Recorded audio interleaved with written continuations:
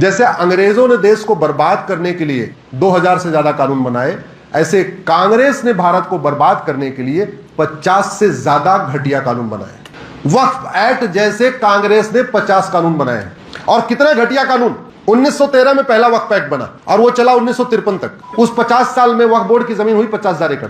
1954 में नेहरू ने कानून बनाया जो अभी 2025 में अभी चला है अभी तक। हालांकि वो नेहरू के बाद उसको इंदिरा ने बदला, उसके बाद राजीव गांधी ने बदला, फिर मनमोहन सिंह ने उसको बदला, फिर नरसिम्हा राव ने बदला, फिर मनमोहन सिंह ने बदला। जिन्ना ने जो 1913 में कानून बनवाया था अंग्रेजों से बात करके, उस कानून के जरिए भारत में वक्फ बोर्ड की प्रॉपर्टी हुई 50,000 एकड़। और कांग्रेस ने जो कानून बनाया उसके जरिए भारत में वक्फ बोर्ड की प्रॉपर्टी हुई 40 लाख एकड़।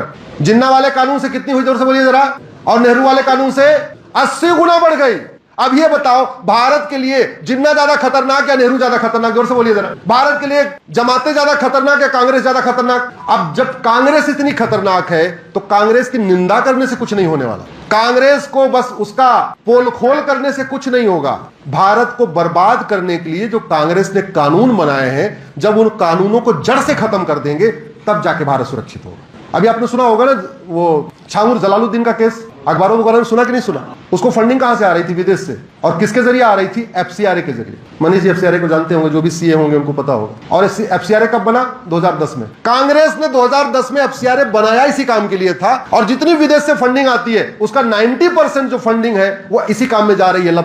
की फंडिंग हो रही है, लैंड जिहाद की फंडिंग हो रही है, धर्मांतरण की फंडिंग हो रही है, घुसपैठियों की फंडिंग हो रही है, और बाकी तो छोड़ो, बच्चा पैदा करने की फंडिंग हो रही है। 2-2, 3-3 लाख रुपए मिल रहे हैं एक बच्चा पैदा करने पे। और इसीलिए 14 बच्चे, 16 बच्चे, 18-18 बच्चे पैदा कर रहे हैं। घुसपैठियों को झुग्गी बनाने के लिए 2-2, 3-3 लाख मिल रहा है। तुम हो, तुम बांग्लादेशी हो, पकड़ो 3 लाख रुपए पकड़ो, कहीं चले जाओ जहां सुनसान जगह हो, कोई जंगल हो, हाईवे हो, जाओ वहां झुग्गी बना के रहो। आपके झुंझुनू की डेमोग्राफी बदली कि नहीं बदली? और इसी रेशियो से बदलती रहेगी तो शायद 20-25 साल के बाद क्या होगा आप अभी कल्पना में सोच भी नहीं सकते।